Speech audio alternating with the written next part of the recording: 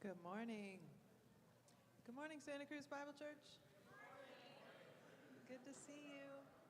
If you don't know me, my name is Kate. I'm happy to be here today, and I'm also really grateful to have Christine serving today, ATN on the bass, and Sam on drums. Thank you to our wonderful team for being here, and thank you to you for being here.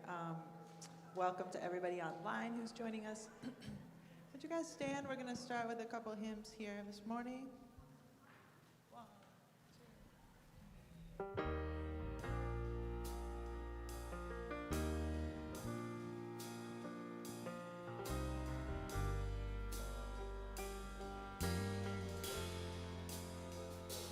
two. There's a wideness in God's mercy, like the wideness of the sea.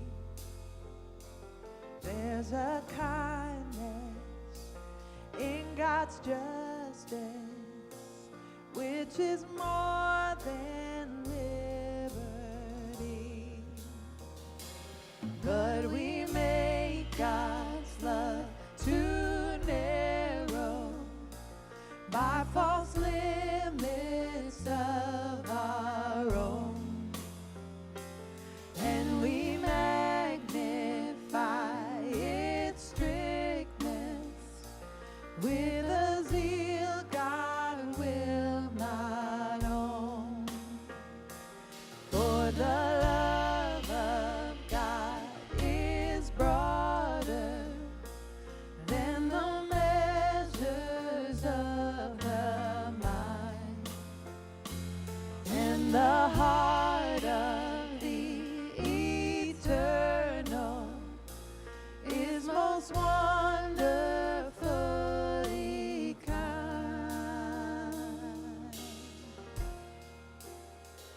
The love of God is greater far than tongue or pen can never tell. It goes beyond the highest star and reaches to the lowest hell. Oh, love of God, how rich and pure, how measureless and strong, it shall forevermore endure. The saints and angels' song. Could we within the ocean fill, and were the skies of parchment made, were every stalk on earth a quill, and every one a scribe by trade, to write the love of God above would drain the ocean dry, nor could the scroll contain the whole, though stretched from sky to sky. If our love were but more simple, we could rest upon God's word, and our lives would be illumined by the presence of our Lord. If our love were but more simple, we could rest upon God's word, and our lives would be illumined by the presence of our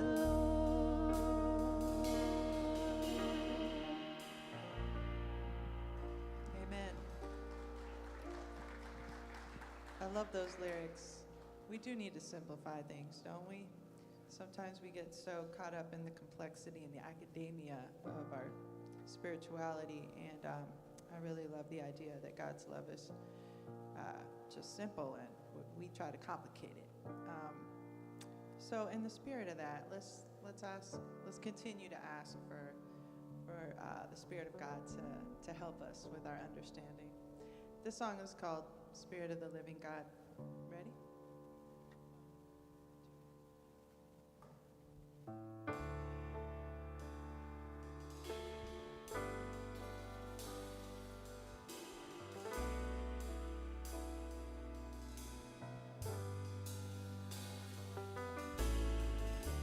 Spirit of the living God, Spirit of the living God, we only want to hear your voice. We're hanging on every word. Spirit of the living God, Spirit of the living God, we want to know you more and more. We're hanging on every word.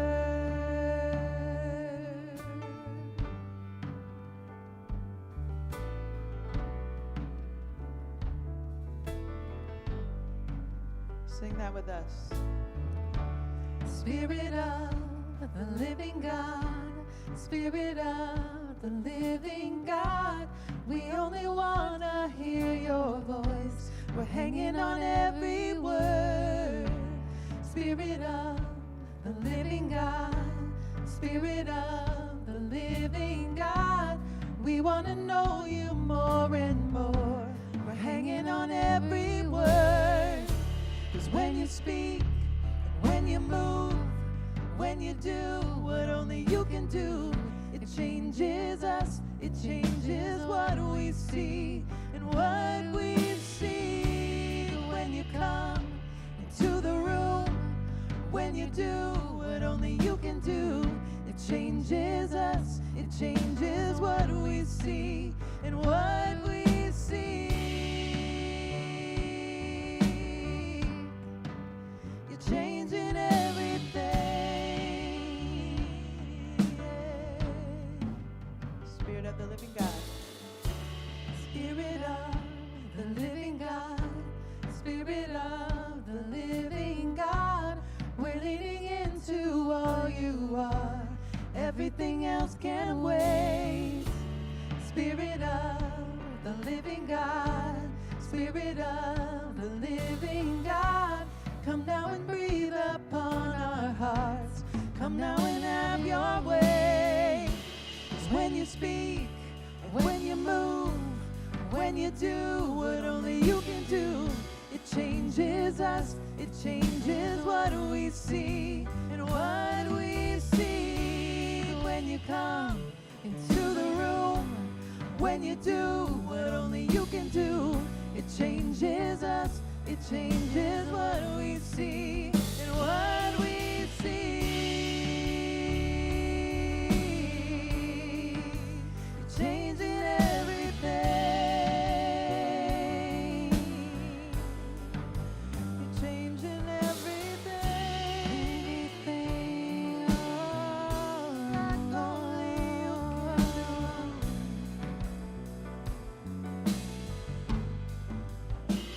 And when you move all our fears. And when you move us to tears. And when you move all our fears. And when you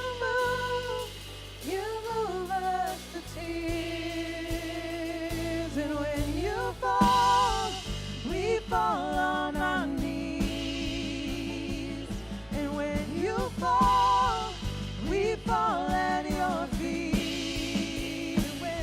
When you fall, we fall on our knees. When you fall, we fall at your feet. Yeah. When you speak, when you move, when you do what only you can do, it changes us, changes what we see and what we see when you come into the room. When you do what only you can do, it changes us, it changes what we see and what we see. Oh, you're changing everything.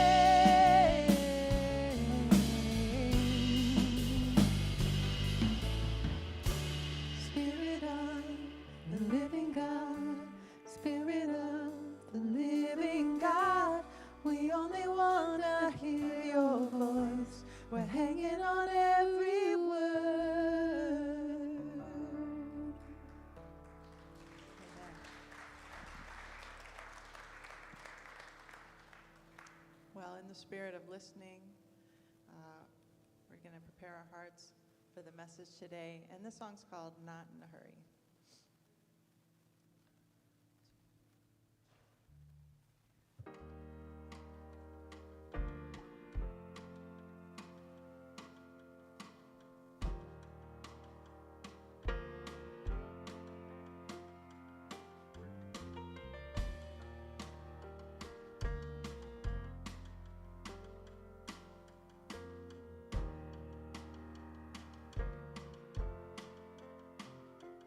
Lord, I don't want to rush on ahead in my own strength when you're right here. Lord, I don't want to rush on ahead in my own strength when you're right here. I'm not in a hurry when it comes to your spirit, when it comes to your presence, when it comes to your voice. I'm learning to listen, just to rest in your nearness. I'm starting to notice you are speaking.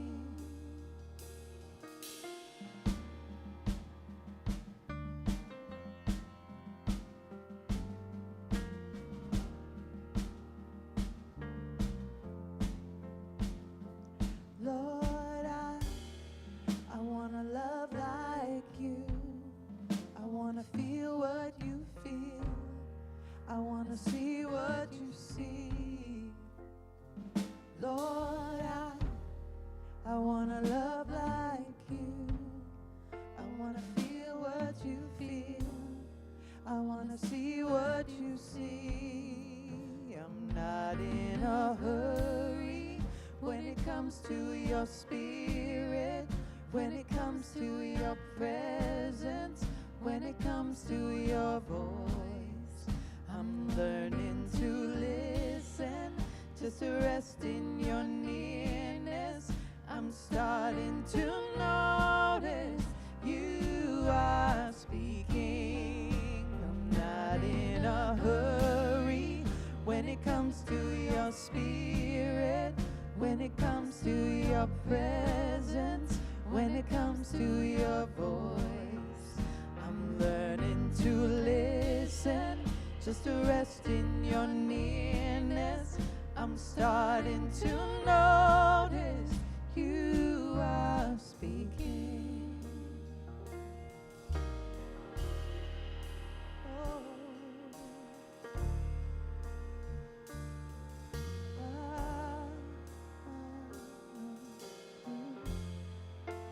Open my eyes, I want to see you. Open my ears, I want to hear you speak. Tell me your thoughts, what's on your mind. I'll be your friend, I want to see through your eyes. I want to see through your eyes. I want to see through your eyes. I want to see through your eyes. I want to see through your eyes.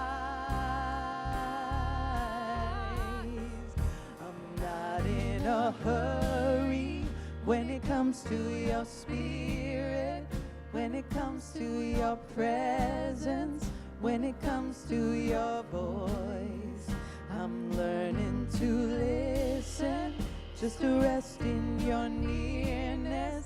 I'm starting to notice you are speaking.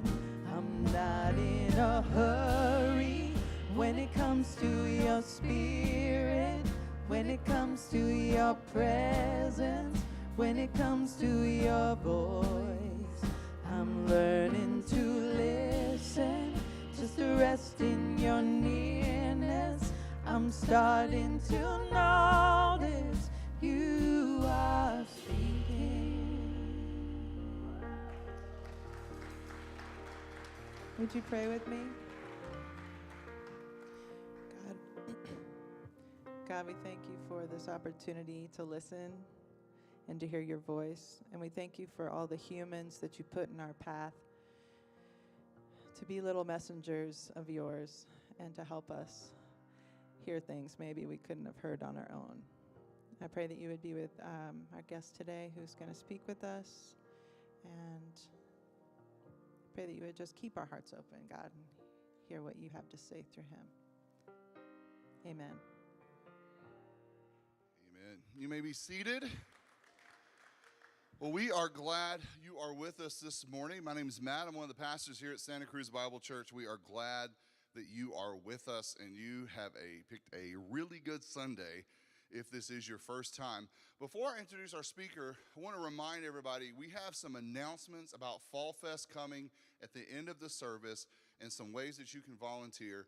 Fall Fest is October 25th. Come around the corner, so do me a favor, hang out till then.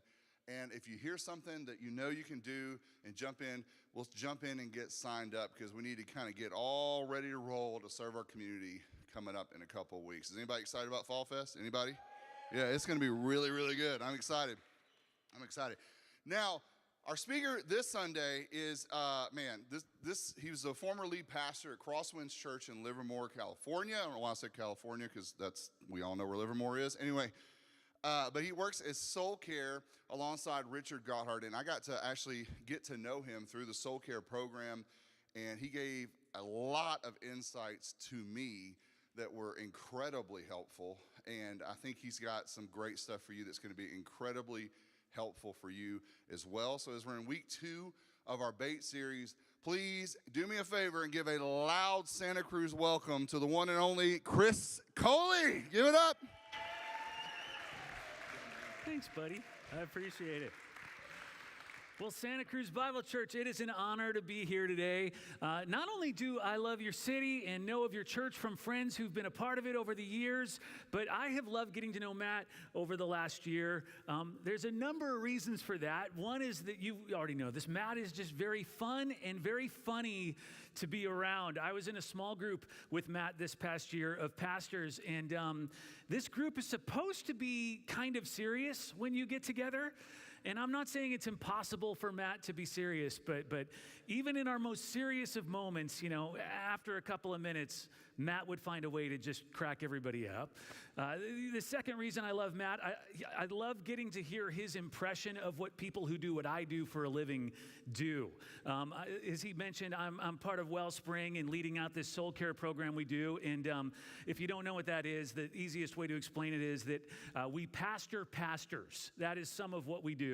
And that includes retreats that we hold every month over the course of a year. And so when I was first meeting with Matt to talk to him about what those look like, he was a little bit nervous. And he said, so is this one of those things where people put on robes and they go up into the woods together and start chanting, and then they take off the robes and run around naked in the woods?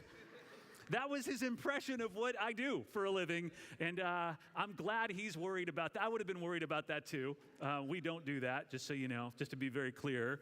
And then finally, I love Matt's heart for this church and this community. I've gotten to hear about that over the last year. I'm aware of his vision and your vision, that your church be a place of hope for everyone. And I'll just say, that is different. And maybe it's more important now than it has ever been, and it's one more reason I'm excited to talk with you about what Matt has asked me to talk about with you this morning. About 10 years ago, I stopped reading and posting to social media. My apologies if you work for a social media company or you love social media. No judgment from me. I'm not going to blame you for it.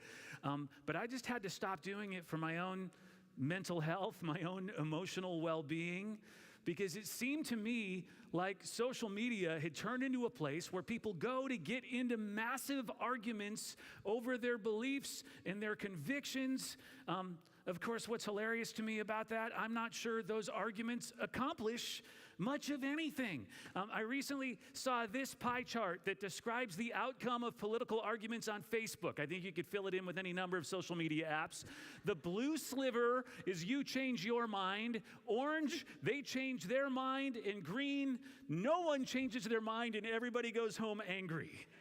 Does that resonate with you?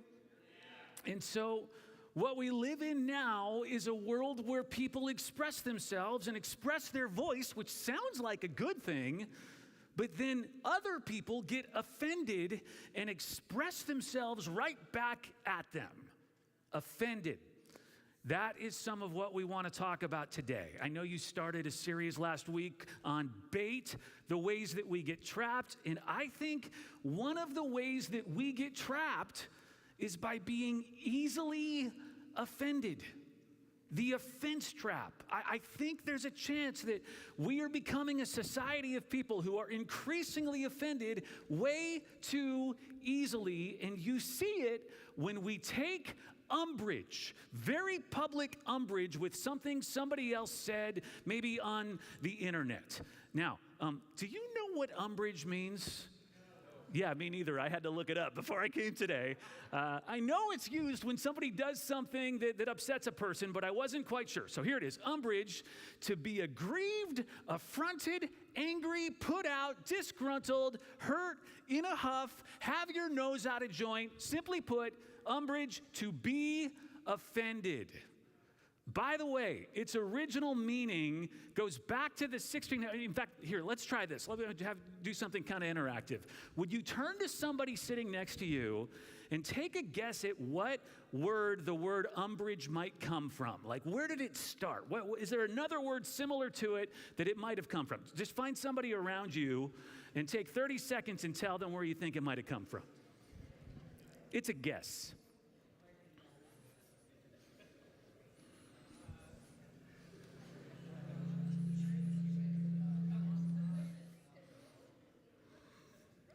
Okay, I'm going to tell you, back to the 1600s, the word umbrage comes from umbrella. Did anybody say umbrella? You got it? Somebody over here got it too? Okay, it comes from umbrella. And here's where it would come from. It would come from the way that an umbrella would cast a shadow or put shade on your face. So umbrage, umbrella, shade. Okay, throw shade. Have you ever heard anybody use that term these days? When you subtly insult someone, you throw shade. Now you can connect the 21st century throw shade with the 16th century umbrage. You're welcome, Santa Cruz. The more you know, right there, okay? But again, the online thing is where we see this a lot. People picking fights and then people taking umbrage. And if we can just be honest about it, this is not new, right?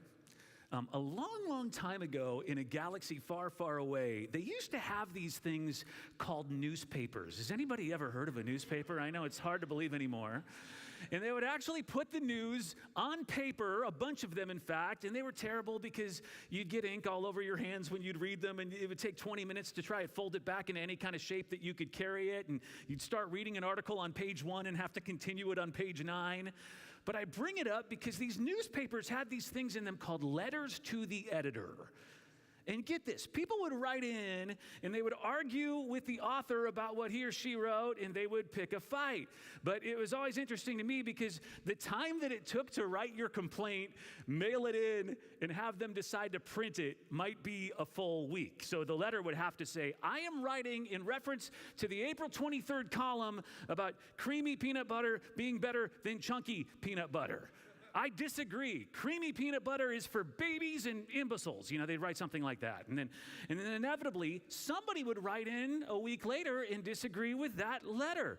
And they would say, 3 weeks ago, you wrote an article about creamy peanut butter. And then 2 weeks ago, somebody wrote in disagreeing and saying, I'm an imbecile for liking creamy. I take umbrage, or, something along those lines. This has been going on forever. I would even see a version of this at my college. I went to Wheaton College, this Christian college in the west suburbs of Chicago. And we had this thing in the student union on our wall called the Forum Wall. Here's a picture of it. And people would write something on a piece of paper, usually some kind of complaint or something they were upset about, and they would post it on the wall. One of the big ones, this actually was shortly after I left, was over what our school mascot should be. Wheaton College, for many years, our mascot was the Crusaders. There's something about Christian high schools and colleges that they would always choose the Crusaders as the mascot. Let's be honest, maybe not the wisest choice. The Crusades, probably one of the darkest moments in Christian history, not our finest moment. And so people wrote on the wall, I am offended that we would call our football team the Crusaders. And then others would write underneath, I'm offended that you would question our tradition. Where's your school spirit? It's a hot topic on the wall. And it was real, right? Somebody writes, I don't want to have to tell people that I'm cheering on the Crusaders and walk around with a Crusader on my jacket. So people come along and they scribble, you're wrong, here's why. And they would write anonymous comments on the first person's comments. And then people would comment on those. And I guess I tell you that to say, I would imagine this has been going on for all of time. I am pretty sure a caveman finished his painting and someone came up and took umbrage and started a comment section on the cave wall. And I think what I have figured out is that all of these kinds of arguments start when somebody feels wronged and maybe they haven't really been. Let me stop right here. We're going to talk about perceived offenses today. But before we do, it is crucial that I say some things that are very important to say before we look at the thing we're going to look at today. Like, there are very real wrongs that are done to people that are sinful and shameful and should never be done. Just because we're talking about perceived wrongs does not mean that there are not real wrongs that happen. And those very real wrongs can come in any number of forms, including words. It would be dangerous to look at the passage we're going to look at today and think, well, sticks and stones may break my bones, but words will never harm me. Therefore, I can say anything I want to people and not be in the wrong because it's just words. All right, one, that's not true. Words can hurt. They do hurt. You and I, we've been hurt by words. But two, words can be used as a weapon. The Bible talks about words being sharp like swords or what it calls deadly arrows. Racist comments will cause real hurt. Mistreating someone, just being a mean person is hurtful. Words can incite violence. So I want you to know today, there is such a thing as real hurt. Real hurtful activity is often dismissed as not hurtful because it was just words. Get over it. And the pain from real hurt can linger in us for a very long time, where perhaps you can hold bad feelings towards somebody because of something they've done or said. And man, if we had the time today, I'd want to talk with you about that. Because while the hurt is real and the pain is real, if you hold on to that for too long, it hurts you more. It can make you miserable and toxic and angry and bitter and envious and no fun to be around. It makes us hard-hearted. All right, that's another sermon for another time, but here, because I've mentioned real hurt for a second, I will ask you to think today, what do you do with the feelings that those very real wrongs leave you with? You got to do something with them. But this morning, we're going to talk about something different and something, frankly, I'm a little bit nervous to talk about because it's not something that sits well. And it's something that is so counter to what we've been told in the last 30 years or so. We're going to talk about what you do with your perceived wrongs. We're going to talk about the trap of being so easily offended. And I want to show you today two different incidents in the Bible where people feel wronged, or at least they seem wronged. We'll dissect that in a minute. And I want to show you how one response to a perceived wrong destroys a relationship and has the potential to ruin a life, actually a number of lives, and how the other response saves it. Where we're going to look today is in the book of Genesis, chapter 37, and it is in the story of a man named Joseph. Now, you don't need a whole lot of backstory to understand this one. Maybe all you really need to know is that Israel, before Israel was a nation, Israel was a man who had 12 sons and at least one daughter that the Bible talks about, and Joseph is one of those sons. Let's read together the first part of this story, and then we'll kind of go through it a few verses at a time and figure out what it might mean for us today and surrounding this thing we're talking about, all right? So, verse 3 says, "Now Israel loved Joseph more than any of his other sons because he had been born to him in his old age. And he made an ornate robe for Joseph. And when his brothers saw that their father loved him more than any of them, they hated him, and they could not speak a kind word to him. One day, Joseph had a dream, and when he told it to his brothers, they hated him all the more. He said to them, 'Listen to this dream I had. We were binding sheaves of grain out in the field when suddenly my sheaf rose and stood upright, while your sheaves gathered around mine and bowed down to it.' And his brothers said to him, 'Do you intend to reign over us? Will you actually rule us?' And they hated him all the more because of his dream and what he had said. All right, then Joseph had a second dream. For the sake of time, I won't read it to you, but it's the same basic thing. In that dream, they bow down to him as well. So, keeps going. His brothers were jealous of him, but his father kept the matter in mind. Now, his brothers had gone to graze their father's flocks near Shechem, and Jacob said to Joseph, 'As you know, your brothers are grazing the flocks. Come, I'm going to send you to them. Go and see if all is well with your brothers and with the flocks, and bring word back to me.' And so Joseph went after his brothers, and he found them near Dothan. But they saw him in the distance, and before he reached them, they plotted to kill him. 'Here comes that dreamer,' they said to each other. 'Come now, let's kill him and throw him into one of these cisterns, and we'll say that a ferocious animal devoured him, and then we'll see what comes of his dreams.' Now, the story goes on that one of the brothers feels bad about this, and he says, 'We can't kill him. Let's just throw him in the cistern, and we'll leave him there.' And that brother's plan was to come back later when his other brothers weren't around and to rescue Joseph. But before that can happen, the brothers see a group coming toward them. It's a caravan making their way to Egypt, and they get an idea. 'Let's sell him into slavery. We make some cash. He keeps his life. It's a win-win.' And they do, and off to Egypt he goes." Now, most of us have heard this story before. Even if you have very little church background, you may have caught bits and pieces of this somewhere, right? And you may feel like, all right, I know this one. I got this one. This is a story about some really mean jerks and a guy who ultimately forgives them. But I want us to look closer at what's really going on in this relationship dynamic with these guys. Because I think what we're going to find is something really important about what goes on in us when we experience a perceived wrong. So let's just analyze for a second what is going down here, okay? Joseph offends his brothers. Can we agree that telling his brothers these dreams, not the smartest thing in the world? Just think about this. If you were to walk into work tomorrow morning and brag to everyone around you that you had a dream where you were somehow going to be made boss and every one of them will be taking orders from you, would you share that? Is that the wisest thing to do? Why would Joseph do this? All right, I have two possibilities for you. One, he's not that smart.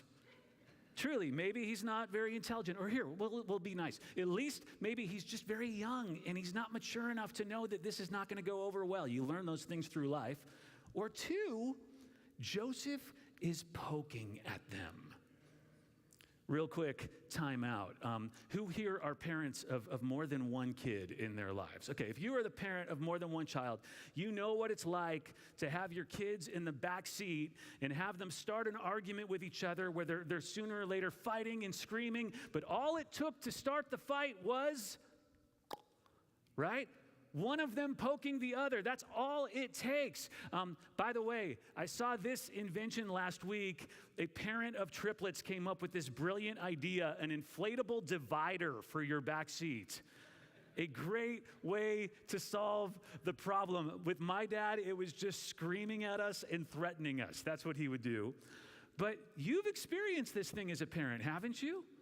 And you might have experienced this as a kid. And what happens with a simple poke at another kid? It's not a painful one, just a touch. Or maybe all it really takes is them just kind of moving their hand across the invisible boundary line that is somehow in between the two chairs in the back seat. That's all it takes. The other one screams, "Bloody murder! I have been wrong! He crossed my line! I take umbrage!" No kids yell about umbrage, but they complain, and usually kids way overreact, right? They're not wounded. They're not physically hurt. They're not emotionally scarred. It just, something happens where they do what comes naturally to them, what comes naturally to all of us. They act as if they can't handle what their sibling did. Now, here's why I bring this up. This same dynamic plays out every day around us with grown-ups, doesn't it? Someone in your family gets poked at, either by somebody else in the family doing something stupid, or just because they like getting a rise out of people, they poke at them. And the one who got poked at way overreacts. I see this almost every Thanksgiving when all of our family gets together. And they fire back, and they complain to anybody who will listen, and they try to get other people to take their side. Forget about family. Someone in your workplace is offended at something someone said that rubbed them the wrong way, and it turns into a big thing. The backseat thing is still going on with adults. And this is what's happened with Joseph here. His brothers are offended when he tells them his dreams. But here's a question. Should they be? Did he do something wrong? Did he really wrong them? Or are they perceiving a wrong has been done because of how they feel? Clearly, his brothers feel hurt. Like throwing your brother in a well and selling him into slavery, these are the actions of hurt people. And what do we know? Hurt people hurt people. You've heard that before, right? But let me share something today that I'm not sure is getting said much in our world, and it needs to be talked about. In fact, it is a trap not to talk about this. Just because you feel hurt doesn't mean someone wronged you. Let me say that again.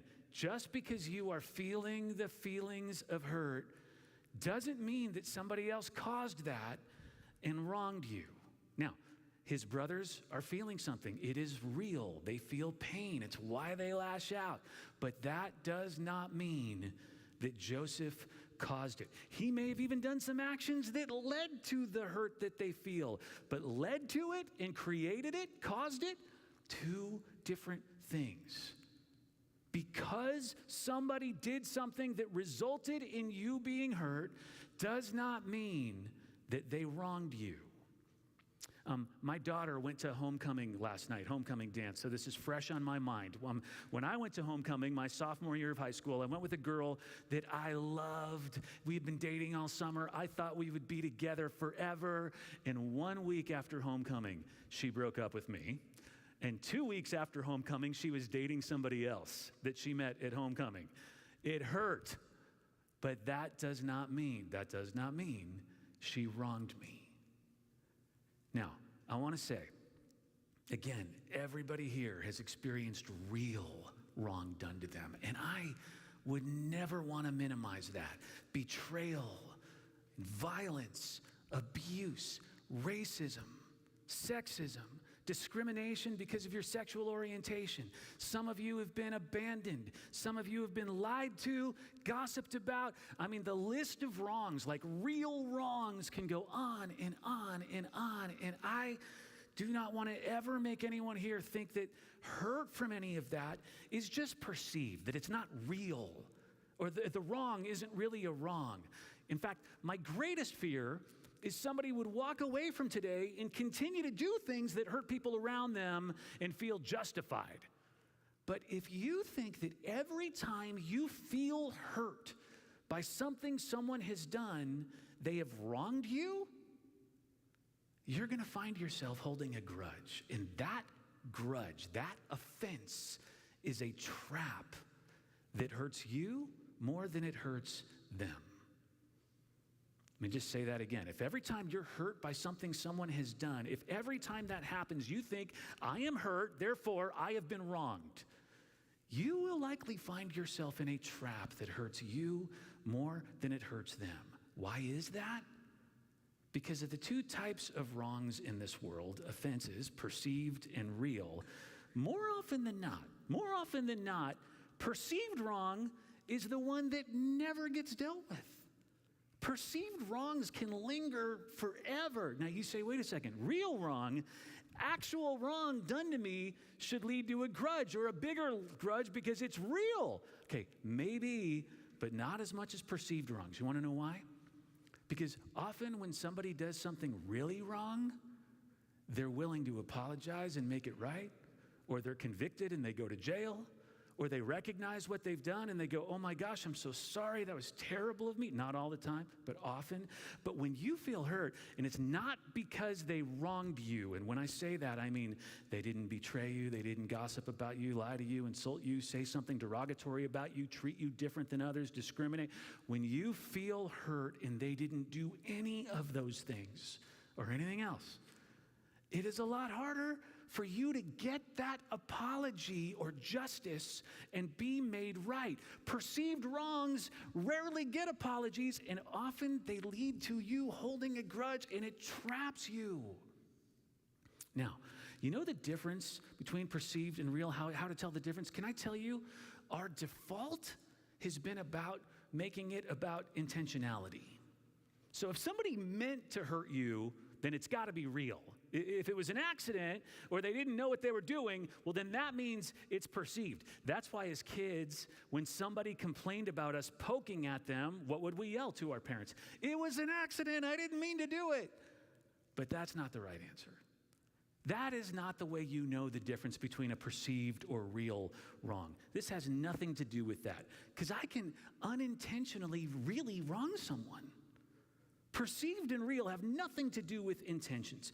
Perceived wrong can happen when you don't get credit for something that you did. As an example, your boss commends your coworker in the company meeting, but doesn't acknowledge all of your hard work. You're hurt, but that's not being wronged. Perceived wrong can happen when somebody's inconsiderate or thoughtless. For example, you didn't get invited to a party that everybody else you know got invited to. It's inconsiderate. You're hurt. Was it wrong? No. Perceived wrong often occurs when we interpret something that somebody does or says as harsh. It almost always involves interpretation on our part, and interpretation can be wrong. Just an example of this. A few years ago, at a courthouse in Joliet, Illinois, a guy named Clifton Williams was there to support his cousin who was being sentenced that day. And at the precise moment that the judge was reading out the sentence, Clifton let out a loud yawn. Stupid move, total accident. The judge's feelings were hurt. He cited Clifton for contempt of court, and he handed down a sentence of 6 months jail time.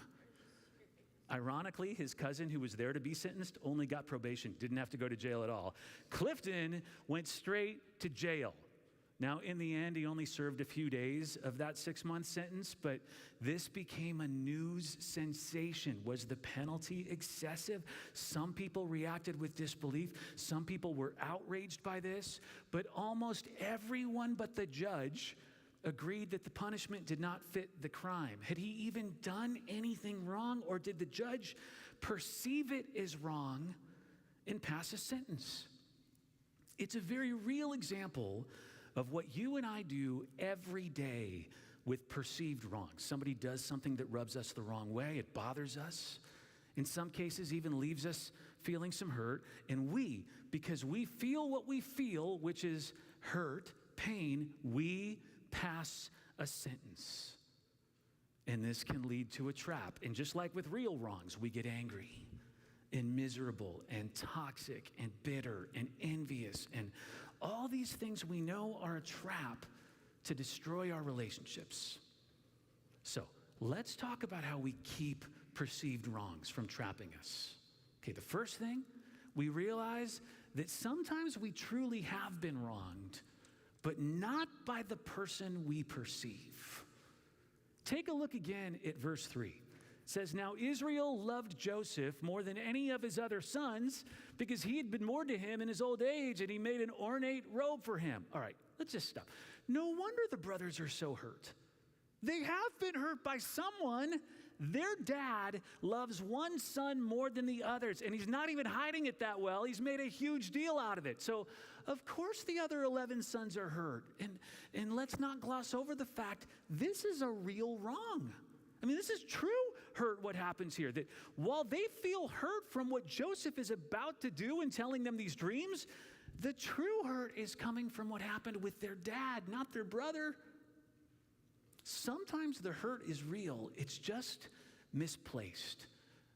Man, if we take some time when we perceive a wrong, and if we were to get self-aware enough to analyze what is really going on with us, where that hurt is really coming from, we can avoid a lot of this offense hurt. Second thing we do to keep perceived wrongs from trapping us, stop pointing the finger of blame, because it's probably pointing right back at you. Take a look at what happens in verse 4. When his brothers saw that their father loved him more than any of them, they hated him, and they could not speak a kind word to him. Look at that. They blamed Joseph for making them hate him. But even before he poked at them with this dream, they had a problem with him, right? Look at what it says again. Look again. They could not speak a kind word to him. Think about that for a second. Who poked whom? Sounds like before Joseph ever shared these dreams, he had gone through a period of his life with brothers who hated him, could not say anything nice to him. The fact that they blame him for his dream and how it makes them feel speaks more to their preconceived issues with Joseph than anything he's done. They've had it in for Joseph from early on, or at least had some real negative feelings toward him. If a different brother had come and shared his dream where the others bow down, they might laugh it off. They might think it's hysterical. Joseph comes, I'm hurt, you wronged me. So this leads to something we can be watching for in ourselves, right? When I feel wronged by someone, did I already have my own issues with that person to begin with? Is that something that might be me? Is the reason that I am perceiving what they did as hurtful that person's already on my hit list? There's one more thing from this story that I think we've got to know to keep the perceived wrong from trapping us. And it is maybe the most obvious of them all, but it is so true. It comes out of verse 19 and 20. Here comes that dreamer, they said to each other. Come now, let's kill him and throw him into one of those cisterns and say that a ferocious animal devoured him, and then we will see what comes of his dreams. All right, here's the truth. Those who live with perceived wrongs respond with real wrong. Living in this trap of being easily offended is not just about your life being miserable and it tearing you apart. It often leads to you and I doing things that actually are meant to be hurtful. Like we intend to hurt others. It's not lost on me that in the last few months, we have seen violence, actual physical violence in our nation based on perceived offenses. Now, 99.9999% of us do not respond with violence when we're offended, but there are other ways we commit real wrongs, right? Like we take the perceived offense and the person who did it, and we make sure everybody knows about how much they've hurt us, what a bad person they are, and maybe we exaggerate it, maybe we're dishonest. If you carry the perceived wrong with you, it will turn real because you'll turn it real. So, the brothers are hurt when they hear about his dreams, and they think Joseph is the one who made them feel that way, totally disregarding that they already don't like him, disregarding what their dad has done. They blame Joseph for what they feel, and they decide to do something truly hurtful to get back at him. They sell Joseph off to Egypt. Now, we don't have time to read the whole story of what happens with Joseph after this tragic rejection. There's ups and downs, there's good and bad moments. Ultimately, after getting thrown in an Egyptian prison, he begins interpreting dreams for the Pharaoh, and Pharaoh begins giving him responsibility in the palace and in the kingdom, and eventually Pharaoh puts Joseph in charge of the entire land of Egypt. Well, a severe famine covers the whole land, and Joseph's brothers come to Egypt to beg for food for their families. And Joseph sees them. Joseph, the one who's now been truly wronged, right? This is a real wrong, not perceived. Real wrong has been done to him. And he does something that people with real wrongs done to them don't always do. He does not seek revenge. He gives them grain during this famine, and he forgives. And are you ready for this? He sees God in his hurt. Take a look at what he says to his brothers when he meets them. Then Joseph said to his brothers, "Come close to me." And when they had done so, he said, "I am your brother Joseph, the one you sold into Egypt. And now do not be distressed and do not be angry with yourselves for selling me here, because it was to save lives that God sent me ahead of you. For 2 years now, there's been famine in the land, and for the next 5 years, there will be no plowing, no reaping. But God sent me ahead of you to preserve for you a remnant on earth and to save your lives by a great deliverance. So then, it was not you who sent me here, but God." Joseph somehow sees the real wrong that's been done to him, and he lets them off the hook by celebrating how God has used it. Oh my gosh, this is so different than what we do with our perceived stuff even. He sees God in it. And I would just encourage you to be asking, how can you see God's movement in your hurt? I want to close this by asking you to bow your heads with me. Can we do that together? Because maybe truly there is a hurt in you this morning, a slight. Somebody has insulted you, offended you, poked at you. And you have a choice to make that into a big thing, or to just recognize the hurt you feel, which is very real, and to search for God in it. What might God even be wanting to say to you in the midst of the pain that you might feel? Would you search for God's movement and what he's doing in you through it? I'm going to give you a moment to do that, and then I'm going to pray before Kate leads us in this song.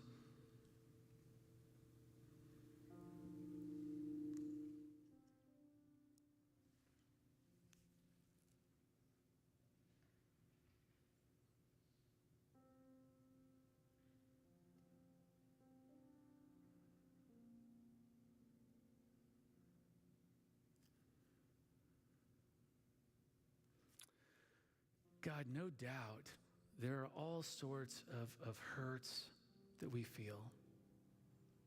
Whether or not we've been wronged, the hurt is real. It feels so real. And so, God, I would ask today that you would minister to us in our pain, that you would move in our lives in the midst of it, even because of our pain. God, you redeem it. That's what you do. You redeem the things that would bring harm. And God, I would ask that if any of us here are trapped by the things that we perceive others have done to wrong us, that you would open our eyes and set us free. God, that we would realize nothing anyone else does can trap us in this, that you have set us free. And all God's people said, amen.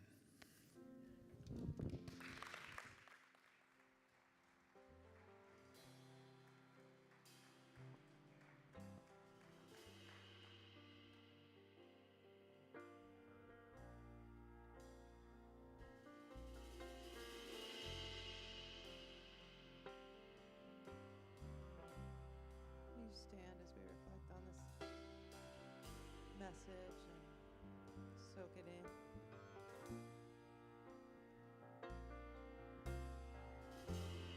Here is where I lay it down, every burden, every crown. This is my surrender. This is my surrender. Here is where I lay it down, every lie and every doubt. This is my surrender. And I will make room for you to do whatever you want to do whatever you want to. And I will make room for you to do whatever you want to do whatever you want to. Here is where I lay it down, every burden, every crown. This is my surrender. This is my surrender. Here is where I lay it down, every lie and every doubt. This is my surrender. And I will make room for you to do whatever you want to do whatever you want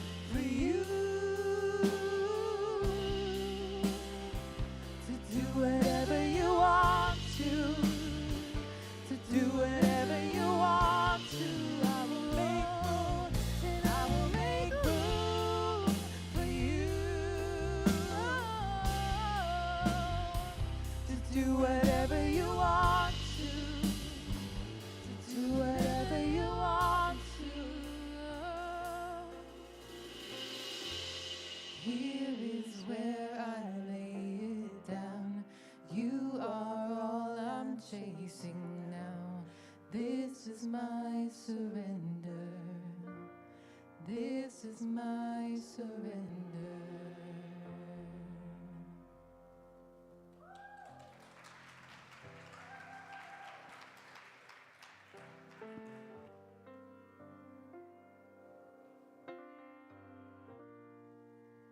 Good morning.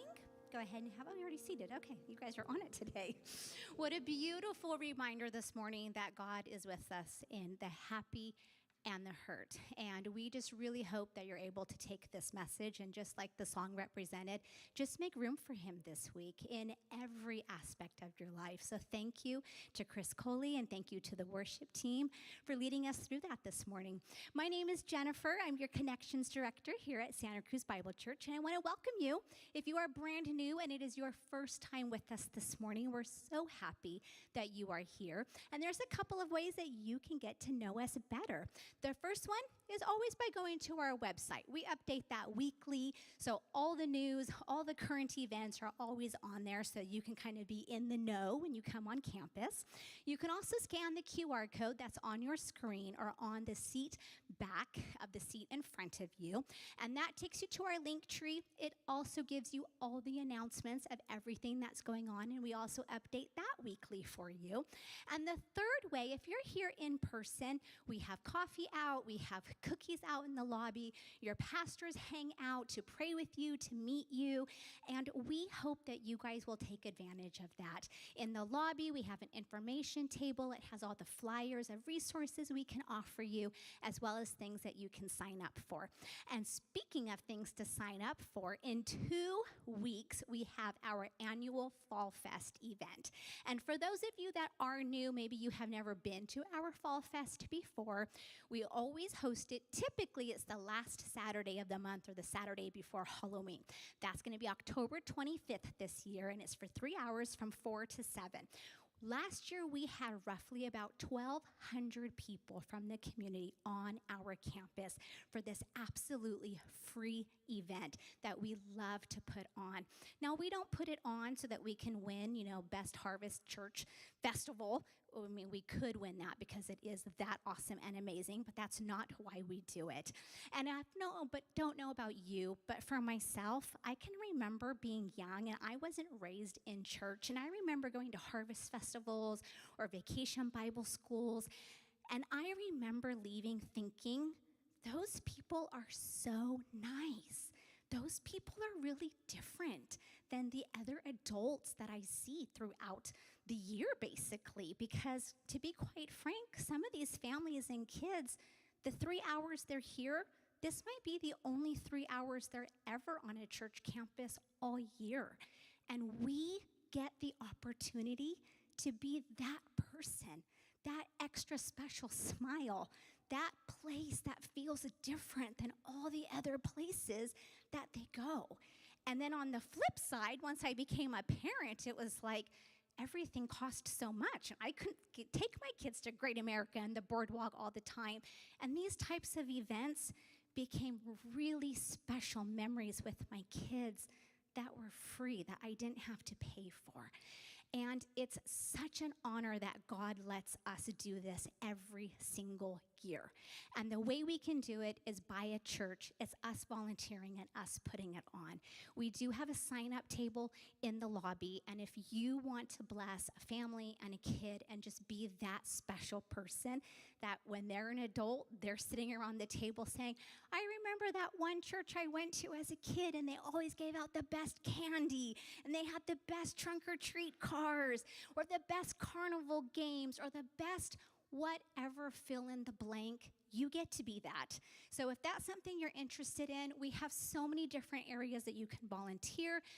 10 o'clock in the morning, from 10 to 12, you can come and help us set up, and then you can attend the event if you want. We have shifts from 4 to 5:30 so that you can attend. You could do 5:30 to 7. You can attend. The only one that is hard to attend is if you're a trunk-or-treat car, because that is the duration of the event. But we really do need trunk-or-treat cars, and we really do need people to work in the preschool carnival area. So if that's something you can do, please see me in the lobby right after service. And then a few things coming up this week. We have our interest group. Ice Cream Group is meeting on Ocean Street tomorrow at 7 p.m. at Creamery. And I haven't been there, so I'm quite excited to try them out. So that's Monday night. You can always see the calendar of interest groups. We're going to be adding a couple this week, so that's on our website, so you can always see what's being updated. Tuesday night starts our 4-week workshop, Sacred Grief. So if anybody wants information or wants to sign up for that free workshop, you can do that in the lobby. And then this upcoming Saturday, our teen girls are going to be kind of doing a harvest party. They're going to do big pumpkin carving, pumpkin painting. They're going to have a small lesson, and just that bonding. So if that's something that as an adult you'd like to help with and come alongside young women, you're welcome to come. And if you or you know somebody who is a teen girl that you think might benefit from just meeting new friends, being in a safe new environment, please see us. You can sign up using the QR code or on our website. And again, we just invite you to come hang out, coffee, cookies, and last but not least, before you leave and hang out for the day and have a great week, we just want to thank those of you who partner with us financially to put on events like Fall Fest, like grief workshops, like our teen girls. We so just badly want to do God's work out in the community. And if you have not been able to financially partner with us as of yet, there's 3 ways to do that: cash or check in the kiosks at the exit doors, on our website, santacruzbible.org, or via Venmo at Santa Cruz Bible. We want to hang out with you, coffee and cookies in the lobby, and have a great week.